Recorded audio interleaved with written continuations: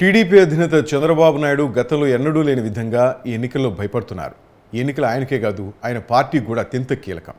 చంద్రబాబు 45 ఏళ్ల రాజకీయ జీవితంలో ఎప్పుడూ ఇలా రాజకీయంగా భయపడి ఉండరు. ఆయన అసెంబ్లీ సమావేశాలను బహిష్కరించడం, కంటతడి పెట్టడం కూడా ఇదే తొలిసారి.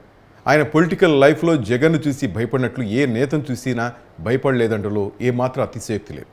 చంద్రబాబు లౌక్యం ఎక్కువ ఉన్న మనిషి. అలాగే రాజకీయంగా అనేక వ్యూహాలు రచించిన నేతగా దేశవ్యాప్తంగా ఆయనకు పేరుంది. ఒకప్పుడు కేంద్ర రాజకీయాల్లో చక్రం తిప్పిన నేతగా ఆయన అందరూ ప్రశంసిస్తారు. అలాంటి చంద్రబాబుకు 2024 ఎన్నికల్లో చావో రేవో అన్న చందంగా తయారయ్యాయి.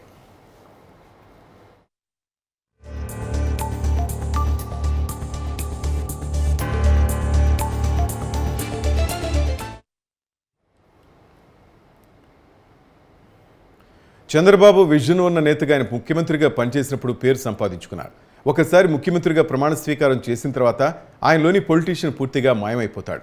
ముఖ్య అధికారి పాత్ర ఎంటర్ అయిపోతుంది. నిత్యం అధికారులతో సమీక్షలు, నిరంతరం వీడియో కాన్ఫరెన్సులు, పర్యటనలు, ప్రారంభోత్సవాలు, శంకుస్థాపనలు. ఇలా కుటుంబానికి కేటాయించే సమయం కంటే ఎక్కువ సమయాన్ని ముఖ్యమంత్రి కార్యాలయానికే కేటాయిస్తారన్న పేరుంది.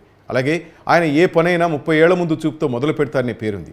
అంతటి పేరును చంద్రబాబు ఇప్పుడు జగన్ అంటేనే ఒక రకమైన ఫోబియా వచ్చినట్లుగా షేక్ అయిపోతున్నారు. ఎందుకంటే తొలిసారి చంద్రబాబు జైలుకెళ్ళింది జగన్ హయాంలోనే.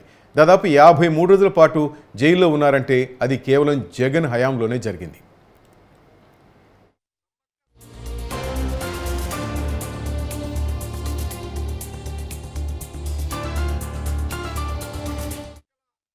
చంద్రబాబుపై గతంలో ఏ ముఖ్యమంత్రి ఇంతటి చర్యలకు దిగలేదంటారు విశ్లేషకులు. తను టచ్ చేస్తే సానుభూతి వస్తుందని, అందుకే తను అరెస్ట్ చేయరని చంద్రబాబుకు గట్టి నమ్మకం. అలాంటి చంద్రబాబు నమ్మకాన్ని జగన్ వమ్ము చేయగలిగారు. అందుకే వచ్చే ఎన్నికల్లో ఎట్టి పరిస్థితుల్లో జగన్ గెలవకూడదని 7 పదుల వయసులోనూ చంద్రబాబు ఇంతగా శ్రమిస్తున్నారు.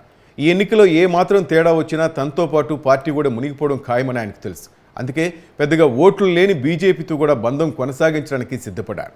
బీజేపీ అండ తనకు ఉందని తెలిస్తే చాలు, అధికార యంత్రాంగం ఏమాత్రం ఎన్నికల సమయంలో తమ జోలికి రాదని భావించడం కూడా ఒక కారణం అయి ఉండొచ్చు.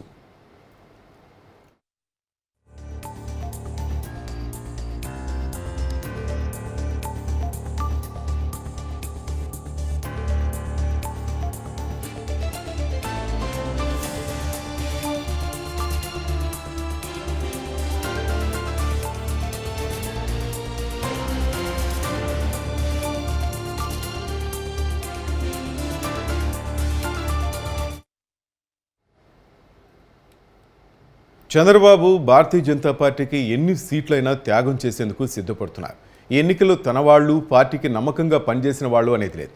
జగన్ పార్టీ అభ్యర్థిని ఓడించగల నేత ఎవరైనా సరే వారికి టికెట్ ఇచ్చేందుకు సిద్ధపడుతున్నారు చంద్రబాబు. 2019 ఎన్నికల సమయంలో చంద్రబాబు తీరిలా లేదు. తన ఏపీ ప్రజలు నమ్ముతారని, జగన్ ఎట్టి పరిస్థితుల్లో విశ్వసించరని భావించిన చంద్రబాబు అంచనాలు తలకిందులు కావడంతో ఆయన ఈసారి ఎవరినీ నమ్మట్లేదు. సీనియర్ నేతలు కూడా నిర్దాక్షిణ్యంగా పక్కన పెట్టేస్తున్నారు. ఆర్థికంగా బలమైన నేతలను, జగన్ అభ్యర్థులను అన్ని రకాలుగా తట్టుకునే వారిని సిద్ధం చేస్తున్నారు. ఈ ఎన్నికల్లో జనసేనతో పొత్తు పెట్టుకోవడంలో కూడా చంద్రబాబు ఆలోచన అదే.